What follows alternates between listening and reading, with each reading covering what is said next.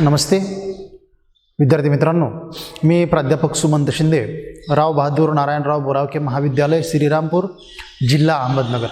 विद्यार्थ्यांनो, माझ्या आजच्या व्याख्यानाचा विषय इयत्ता 11वीच्या अभ्यासक्रमातील प्रकरण क्रमांक 7, ज्याचं नाव आपली चेतासंस्था किंवा ज्याला आपण नर्वस सिस्टीम असं म्हणतोय.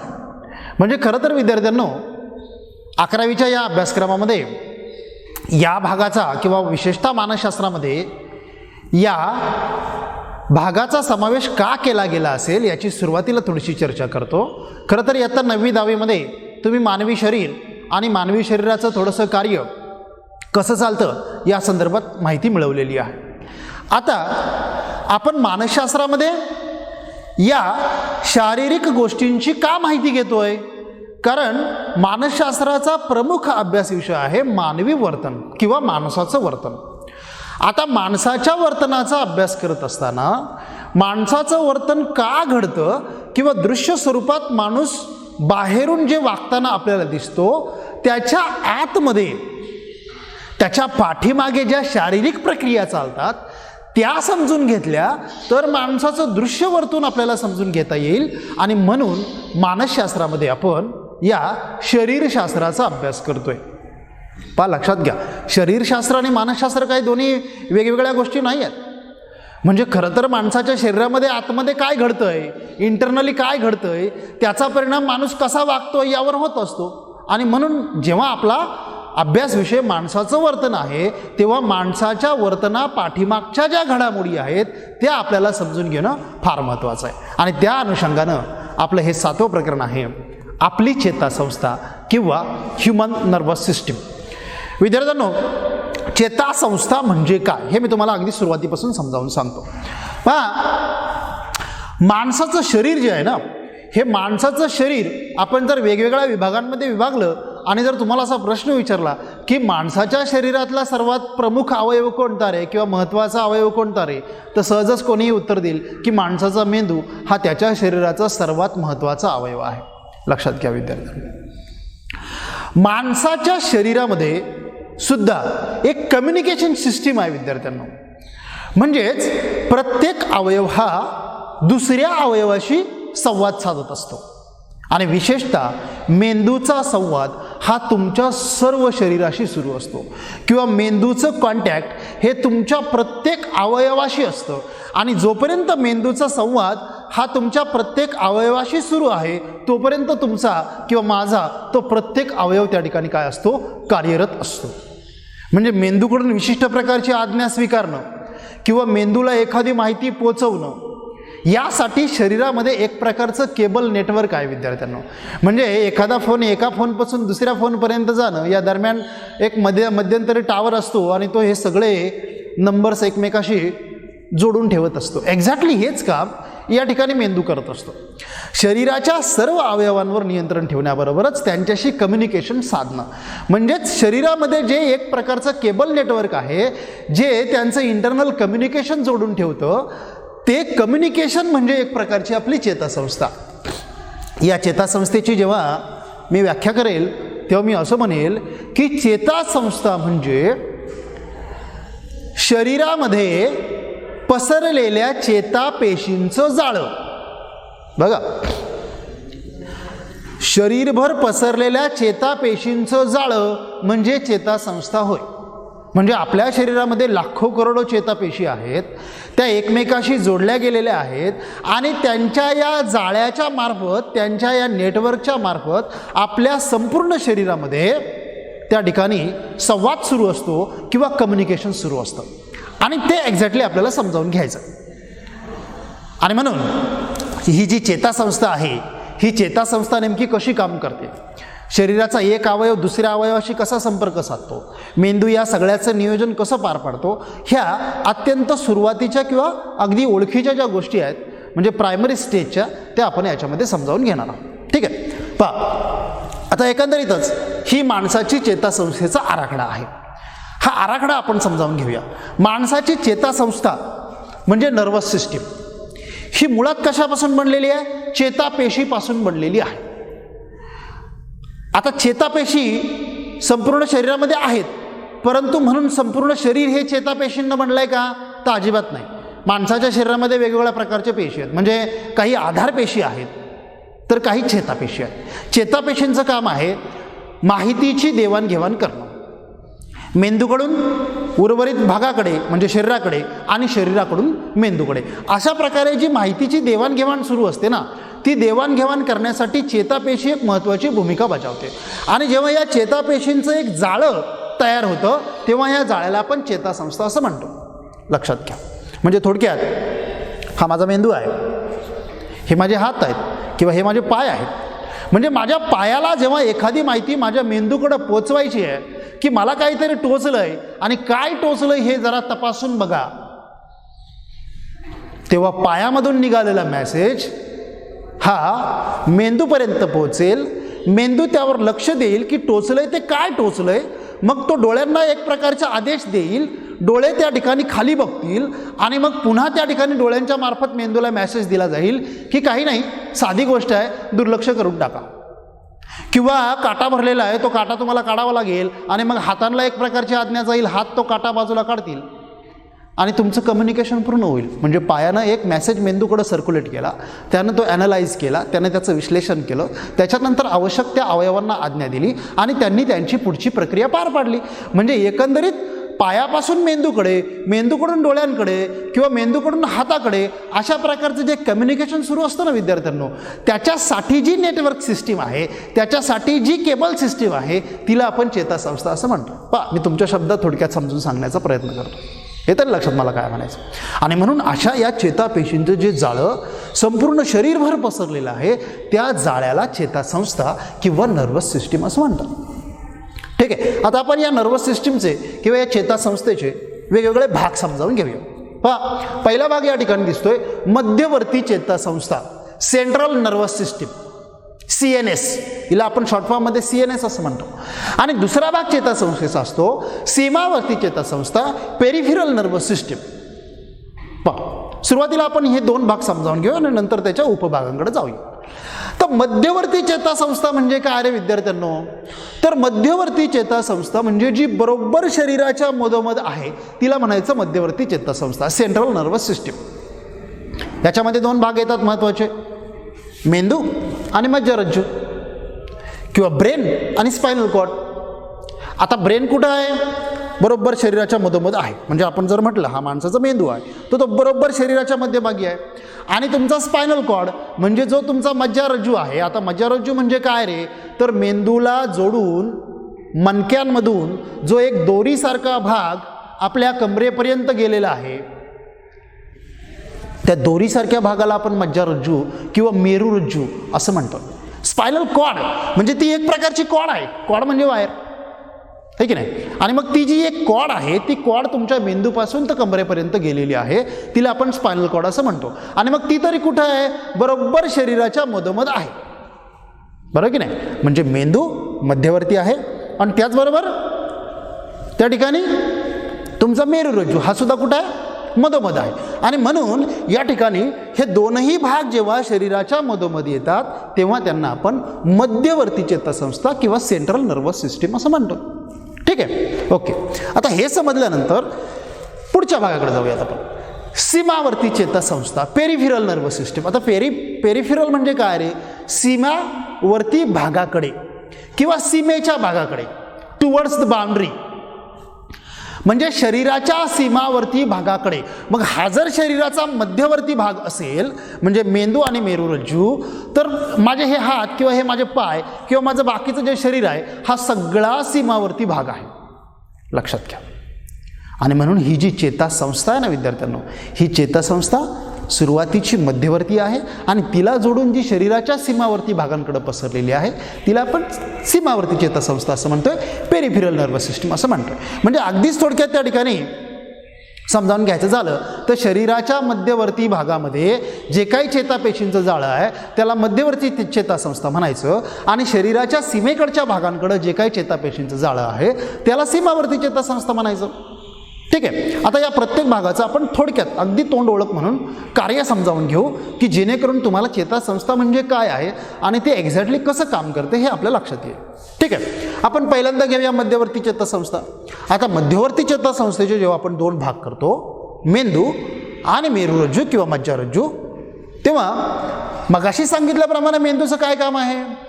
मेंदूचं काम आहे शरीराच्या इतर अवयवांकडून आलेली माहिती गोळा करणं, ह्या गोळा केलेल्या माहितीचं विश्लेषण करणं, विश्लेषण केल्यानंतर त्यातली महत्त्वाची जी माहिती आहे म्हणजे आपलं अस्तित्व टिकून ठेवण्यासाठी.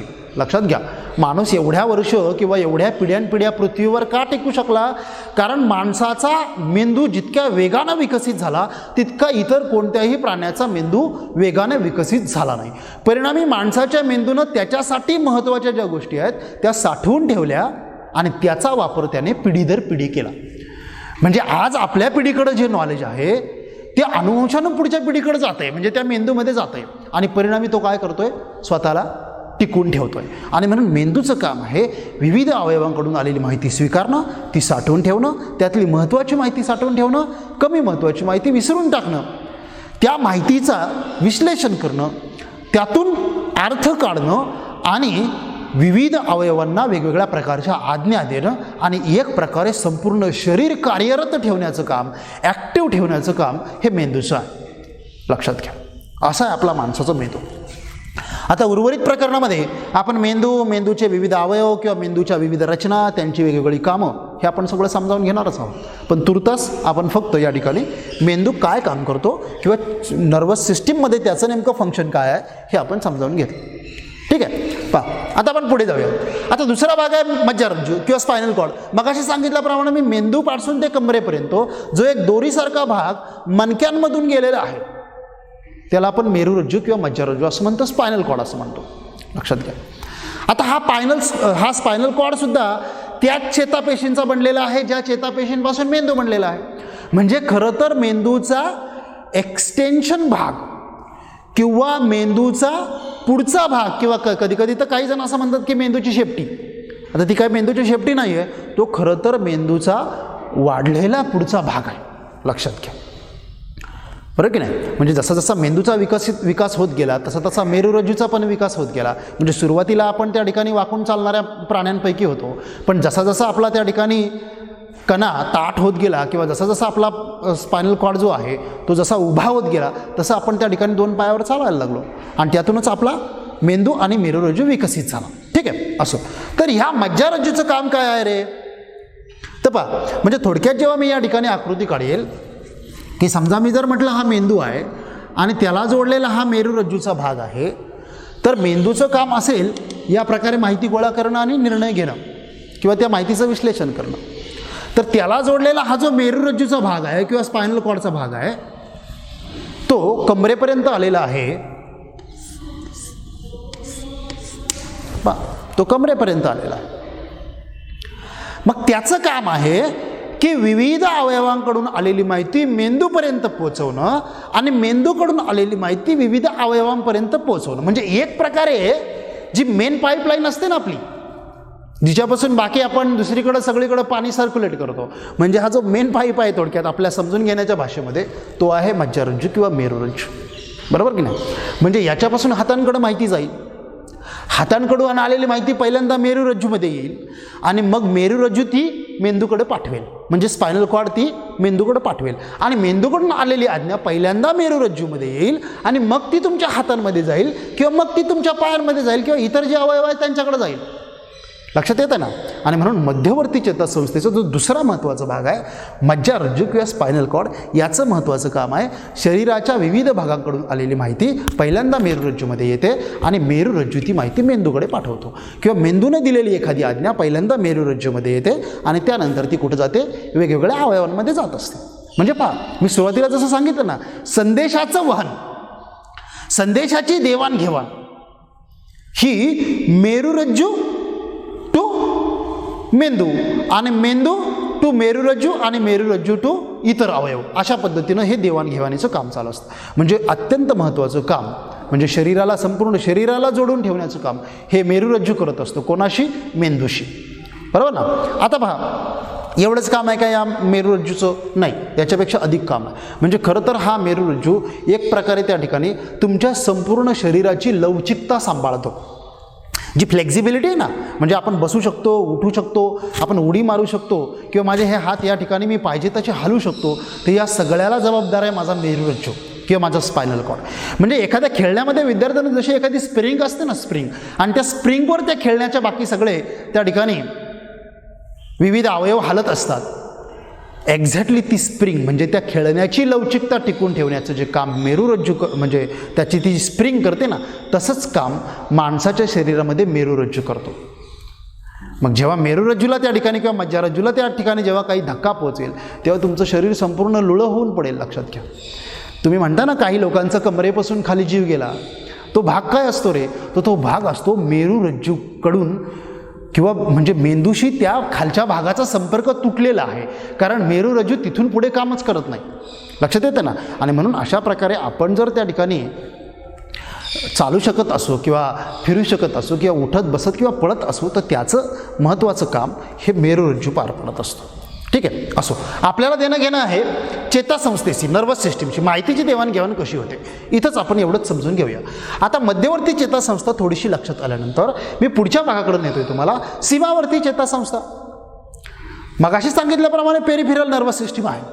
पेरिफेरल नर्वस सिस्टीम म्हणजे शरीराच्या सीमावर्ती भागाकडची चेतासंस्था. आता तिचे दोन भाग पडतात, कायिक चेतासंस्था आणि स्वायत्त चेतासंस्था. कायिक चेतासंस्था म्हणजे काय रे विद्यार्थ्यांना? तर कायिक चेतासंस्था म्हणजे सोमॅटिक नर्वस सिस्टीम,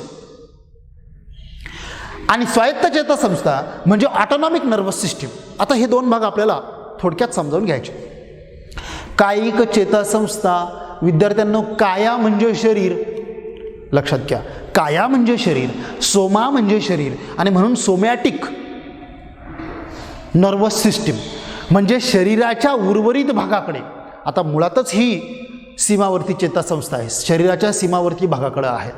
मग कायिक चेतासंस्था जी आहे, जी शरीराच्या सीमावर्ती भागाकडे पसरलेली आहे, विशेषतः स्नायू, माणसाच्या हाताचे स्नायू, तुमच्या मांडीचे स्नायू किंवा अगदी तुमच्या या पोटरीकडचे जे स्नायू असतील, हे स्नायू आणि हाडं, जी मोठाली हाडं आहेत ना, ही हाडं आणि स्नायू यांच्याकडून आलेली माहिती मेरुरज्जूकडे पोहोचवण्याचं काम कोणाचं आहे?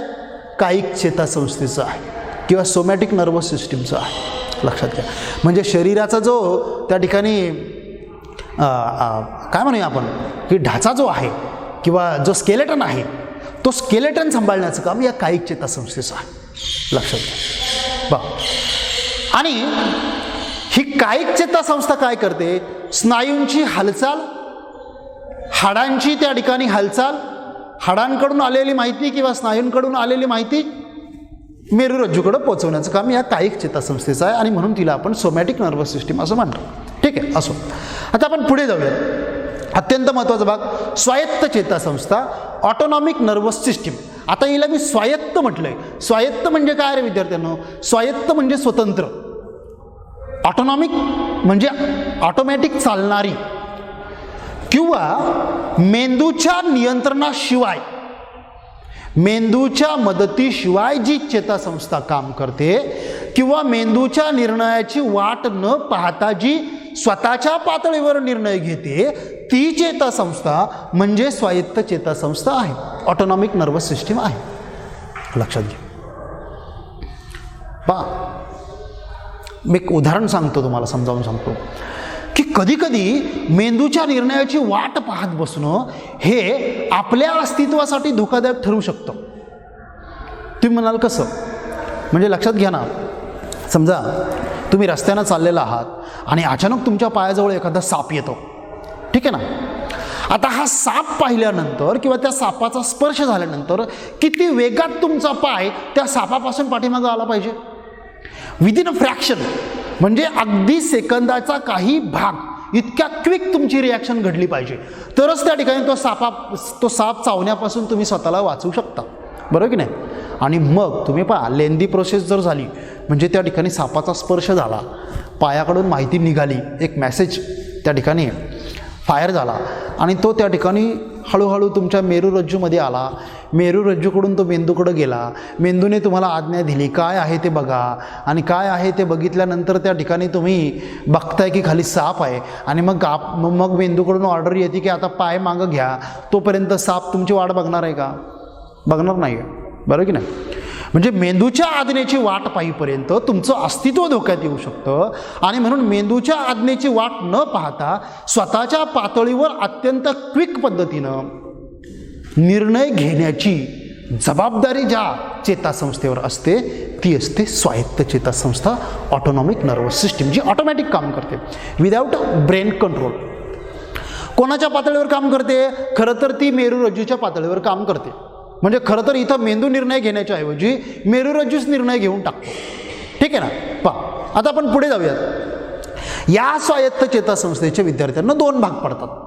पहिला भाग आहे त्या ठिकाणी अनुकंपी चेतासंस्था, सिम्पॅथेटिक नर्वस सिस्टीम, आणि दुसरा भाग आहे विद्यार्थ्यांनो परानुकंपी, पॅरासिम्पॅथेटिक नर्वस सिस्टीम.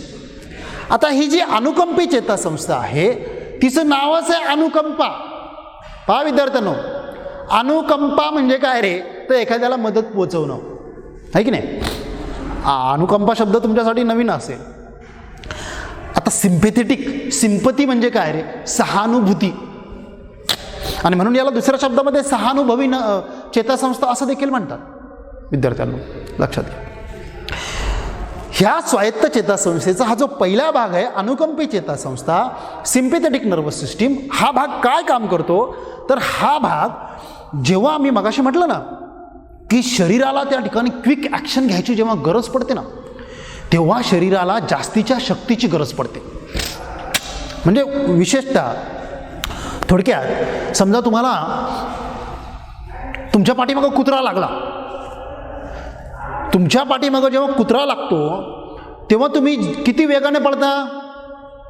नॉर्मल पळणं म्हणजे एखाद्या माणसाबरोबर पळणं आणि कुत्रा पाठीमागं लागल्यानंतर पळणं याच्यामध्ये खूप मोठा फरक आहे विद्यार्थ्यांनो.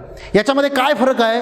याच्यामध्ये वेगाचा फरक आहे. म्हणजे तेव्हा तुम्ही जितक्या वेगानं पळाल ना तेवढं तुम्ही कधीच इतर वेळी पळू शकणार नाही. कारण त्यावेळेस तुमच्या शरीरामध्ये जास्तीची ताकद आलेली असते, ॲडिशनल एनर्जी आलेली असते. ती कुठून येते? ती येते या अनुकंपी चेतासंस्थेकडून. म्हणजे एक्झॅक्टली शरीरामध्ये काय होतं? तर एक्झॅक्टली शरीरामध्ये असं होतं की ह्या स्वायत्त चेतासंस्थेकडून ग्रंथी संस्थेला मेसेज पाठवला जातो, आणि या ग्रंथी संस्थेतून विशेषतः ज्या वृक्कस्थ ग्रंथी आहेत, ॲड्रेनलिन ग्लँड्स आहेत, या ॲड्रेनलिन ग्लँड्सला त्या ठिकाणी मेसेज जातो, आणि त्या काय करतात? त्यांच्याकडे असणारा जो ॲड्रेनलिन नावाचा स्राव आहे तो रक्तामध्ये सोडून देतात. आता हा स्राव रक्तामध्ये सोडल्यानंतर शरीर त्या ठिकाणी काय होतं? एक प्रकारे पेटून उठतं, शरीरामध्ये जास्तीची ताकद येते, तुमचं शरीर लालबुंद होतं, तुमचे स्नायू त्या ठिकाणी मजबूत होतात, आणि मग तुम्हाला पळताना जास्तीची ताकद मिळते. आणि त्याला जबाबदार काय आहे? ॲड्रेनलिन. लक्षात घ्या. आणि ते ॲड्रेनलिन कोणाकडून सोडलं जातं? या सहानुभवी चेतासंस्थेकडून किंवा या अनुकंपी चेतासंस्थेकडून.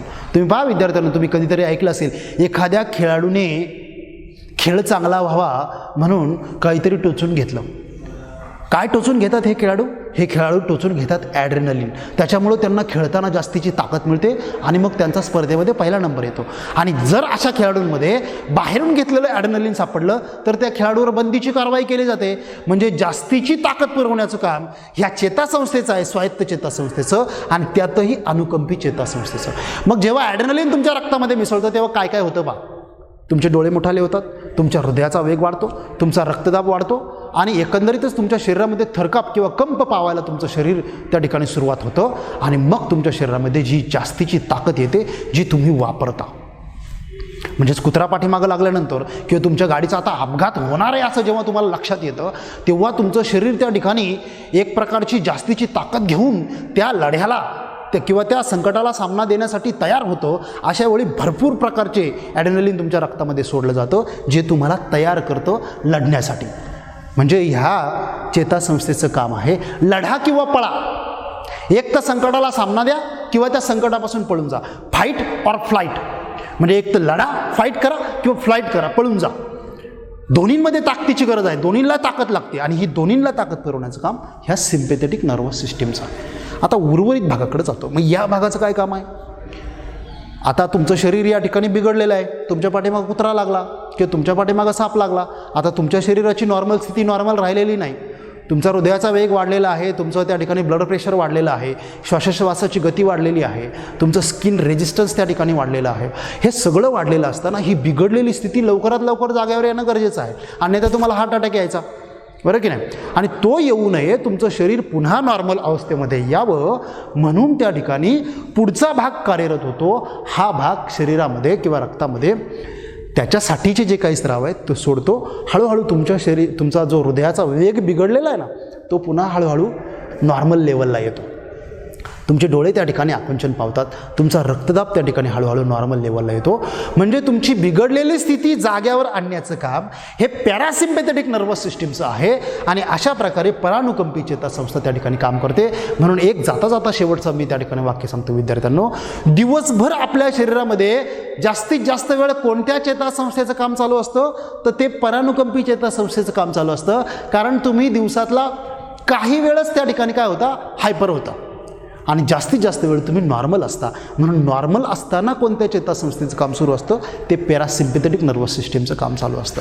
अशा प्रकारे विद्यार्थ्यांनो, शरीरामध्ये मॅसेजची देवाणघेवाण मेंदूकडून शरीराकडे, शरीराकडून मेंदूकडे, विविध अवयवांकडून मेरुरज्जूकडे, मेरुरज्जूकडून मेंदूकडे, अशा प्रकारे संपूर्ण शरीरामध्ये जे माहितीचं देवाणघेवाण चालतं किंवा माहितीचं देवाणघेवाण करण्यासाठी जे चेतापेशींचं जाळं बनलेलं आहे, या संपूर्ण जाळ्याला या ठिकाणी काय म्हटलं जातं, चेतासंस्था किंवा नर्वस सिस्टीम. आता विद्यार्थ्यांना पुढच्या भागामध्ये आपण हा प्रत्येक भाग अत्यंत डीपमध्ये जाऊन किंवा खोलात जाऊन समजावून घेणार आहोत.